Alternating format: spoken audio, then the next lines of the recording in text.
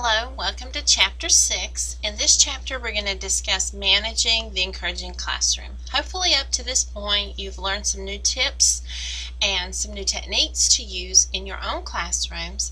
And in this chapter specifically, we want to talk about the overall management. On these first two slides, you'll see some example questions that I hope you'll be able to answer based on what we've talked about and what you've read in your textbook. These will be great questions to use for review as you prepare for our next challenge. On this slide, I want to talk about a little bit about just that balance. The balance that's required when you think about reliability and novelty. In your typical classroom, you want children to know what's going to happen next. And so for the typical day, you want to do things in the same order every day. For example, children should know that every day when they arrive, they hang up their coats, they wash their hands, and they enter the classroom and begin maybe on a tabletop activity, or they go directly into centers. The reason you want children to do the exact same things or the exact same patterns each day is because it gives them emotional security. It helps them know what's coming next and what's coming next and then next after that. Now, changes in the schedule can be beneficial and certainly are needed depending on the reason. Certainly, though, as you make these changes, you want to make children aware of them. For example, it's raining outside today, so boys and girls, we can't go outside. Instead, we're going to do some active play with our parachute, and so I want you to come over to the carpet area. We're going to move all our materials out of the way, get out our parachute, and turn on the music and have some fun. This is obviously a change that's needed. Although they typically go outside, they need to know that today, because it's raining, we're going to do something different. Make sure you let them know about those changes. Another example would be, let's say it's Friday morning and you've been in the same classroom for the last 4 months and you've never moved your furniture. And you decide, hey, when the kids leave today, I'm going to change up our room, make it new and exciting and fun. And so after they leave, you move around everything in your classroom. You love it. But on Monday morning, the kids come in. They're a little bit put off by the changes. Although they're nice and new and fun, the kids are unsure, and you are sure to notice it in their behavior that day. One thing that could have happened to help avoid that uncertainty on the children's part is just to let them know. On Friday afternoon, tell the children, hey, we've been in our classroom now for 3 months, and I think it would be nice to make a few changes. On Monday morning, when you return to school, I'm going to put a few changes in place, and I can't wait to show you some of the things that I'm planning to change. Let's look around our room now and see what you think. What do y'all think about moving housekeeping over here? And let's move our blocks over here. Get their input. Then when they show up on Monday morning, they won't be upset or concerned or anxious because they were aware of the change that was going to happen. Change can be a good thing, but it's also a hard thing. You also want to make sure you have a good balance between your vigorous activities and your relaxing activities. So for example, you would want to make sure that during the day you have time for active, engaged play in the classroom, but also some quieter times, perhaps where you play quiet music, children can read silently, perhaps work on puzzles to wind down maybe before nap or right after lunch. You want to balance that out so children aren't overwhelmed from the day-to-day activity being high energy all day long. Now, one of the most important things we want to think about in this chapter has to do with managing transitions. If you've already begun work on Project 1, which of course I hope you have by now if you're watching this, you'll see that some of the things in Project 1 call you to look at how to create transitions and how to think of things that help children feel okay about the day. Remember that when we make a transition, at least a good one, it reduces mistaking behavior. It also allows for smoothness to happen. Some tips would be, it helps you to reduce the wait time. Perhaps I have a transition time between now, when we've washed our hands and we're all sitting at the table waiting, and our lunch arrives in the classroom. Instead of just sitting here, perhaps I want to read a book. And the children come to anticipate and expect every day, right before lunch, my teacher reads a book. That is a transition time that I come to look forward to. I don't have to just sit here and wait patiently, quietly, not touching my neighbor. Instead, I'm engaged with reading a book. Or a buffer activity. Perhaps you have to take your whole class down the hall to go to the bathroom. While you're waiting their turn in the hall, you could play simple quiet games, games that look much like Simon Says, but instead it's Simon Does. And the teacher might say, Simon does, and then you wait, and the children do the same thing. Simon does. Simon didn't say. And so you want to come up with some really good quiet activities that can be used in that buffering time. I've also noticed in our county that children, as they go from one place to another, sometimes sing songs. Those are great buffer activities as well. While we're on our journey to the playground, we may sing a song. Any kind of song will do. If you sing it every day on the way to the playground, children tend to know it. Now, before you use a transition, you want to give a little bit of notice, perhaps a 5-minute warning. In 5 minutes, we'll be cleaning up, or in 5 minutes, we'll be getting ready for lunch. This allows all of your children to prepare themselves mentally and emotionally for the next transition. Model that enthusiasm for the cleanup process. In my own early childhood classroom, which I volunteer in weekly, we sing a cleanup song. Now, mind you, this isn't a great tune necessarily with me singing, but it gets the point across. I usually sing a song that goes like this.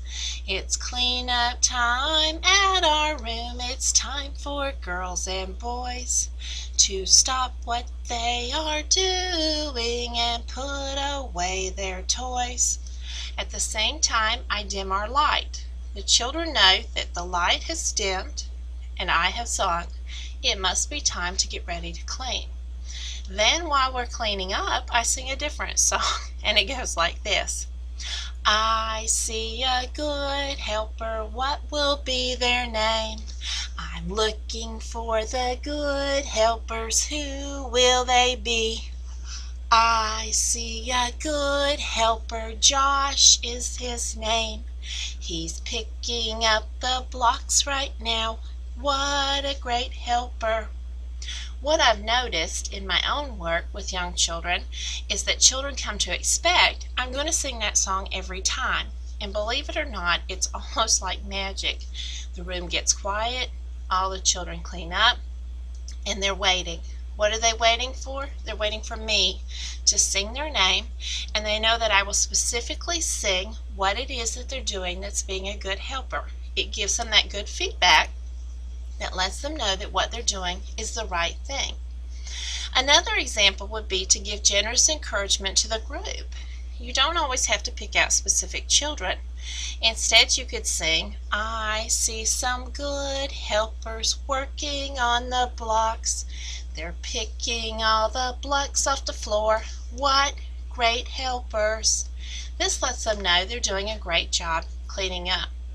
Another time of day that teachers often sing a song or a finger play is as children arrive or as you want them to come and sit at circle time.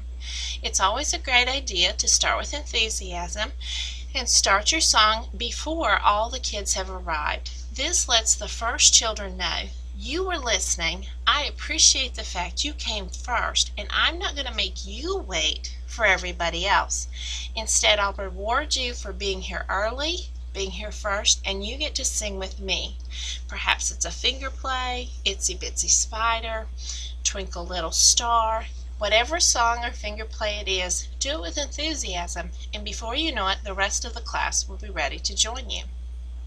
Now, in using routines, in Project 1, you're looking for routines that help build continuity in your classroom. These are routines that you do not only to help children feel safe and secure, but they also help them to learn specific tasks. Familiarity in your classroom helps them to learn what they're using and do it in a certain way. Using these same routines lets children know where things are. Perhaps your routine at cleanup time involves using a picture coding system in which you have on all of the shelves placed the exact pictures of the toys that go back in the exact place. Or perhaps you've used wording on your facilities for your bathroom and your walls and your windows. Or for a specific task, a favorite is a hand washing song. This is the way we wash our hands, wash our hands, wash our hands. This is the way we wash our hands to get rid of the germs. Of course you want to add pictures and words, and as you use the routines, children will become familiar with them. A favorite routine that a former student used a long time ago was she used what she called sleepy cream. Now her parents in her classroom were terribly excited about finding out what was this sleepy cream because they wanted some at home. Well, it wasn't much. It was just a little bottle of lotion, and at nap time this is what she'd do. She put a little bit of sleepy cream in her hand, and gently she would take her hands and rub them around each child's hand as she came to their cot and their mat, and she would say, "I'm putting on the sleepy cream. This will help you sleep. It's soft, it's smooth, it feels good, and it's warm." Well, believe it or not, after she'd used the sleepy cream, guess what the children did? They went to sleep. And they learned in this routine, my teacher comes to me, places the sleepy cream on, and then I can sleep. It's comforting. Well, at home, guess what the children also wanted? They were telling their parents or their loved ones, "We can't sleep. We don't have sleepy cream." All they had to get was just a little hand lotion, something small, something seemingly insignificant to the teacher and to the parents, but to the children it was a comforting routine, something they would expect. In my own home, I've used similar routines at nap times or at bedtimes when my children were small. Each of them had a stuffed animal on the back of their bedroom door that had a cord, and I would pull it each night when I left the bedroom door. It would sing its music and its song and shut off. Well, after a while, my children began to understand that when I pulled that and I left the room, it was time to go to sleep. As they got older, they would say things like, "Mom, you didn't pull the bunny," or "Mom, you didn't pull the lamb. I can't go to sleep." Those routines are things that build comfort and continuity in the classroom, and they guide behavior in the way that we want them to go. Now, for your large group activities in Project 1, you're looking for ways to achieve group continuity and get the children excited and involved in what's going to happen in the large group. Now, long, large group activities are not developmentally appropriate for most children. Let's take, for example, your 2-year-olds. I probably would never suggest you get everyone in your 2-year-old classroom to sit crisscross applesauce and let's sit down and read a book together. Certainly that's not going to work, at least not for long. Ideally, you would have much more small group activities. But if you wanted to, gather your 2-year-olds in a large group for a little while. Most of them could make it 2 to 5 minutes, especially if it was something fun and interactive. So some things that you can do to encourage some good classroom participation would be a greeting song. "Hello, hello, hello, and how are you? I'm fine, and I hope that you are too." Little songs like this let children know, "Hey, I'm glad you're here. You're part of our group." Obviously, other classrooms like to do things like a calendar or the weather report. Ideally, in a developmentally appropriate setting, you're not going to spend a great deal of time on talking about every day of the week other than singing a song about the days of the week perhaps, or let's make note of today is the 6th and we have 6 fingers, something short, something quick. As far as weather reporting, it could be as simple as, "Let's look out our window. Oh, it's sunny out.